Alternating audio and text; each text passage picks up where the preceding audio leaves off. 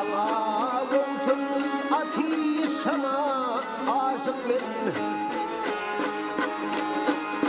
Hatta yere bulman yerin kaymanın Ve senden baki sana aşık ben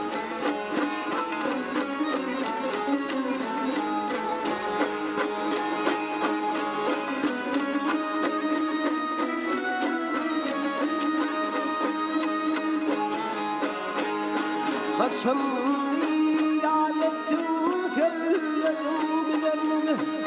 Toya geldim du soralım bilen İşlerimde ağla göllerim bilen Beni sayla tabi sana aşık ben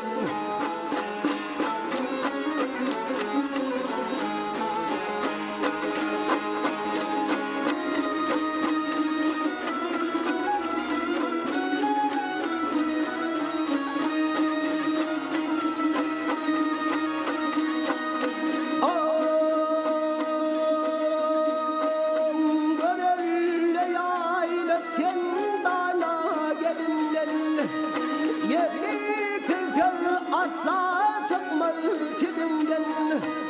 Ailenin yünerliğinden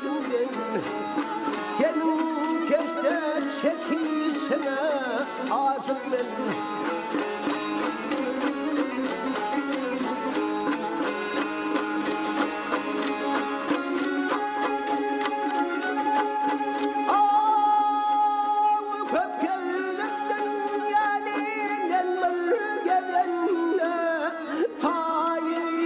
Tatmadım yerine Gel gülüm teyle çal kendillerine Gül yakani daki sana aşık ben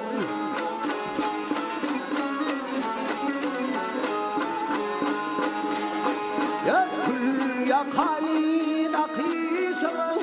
aşık ben Ya beni sayla tabi sana aşık ben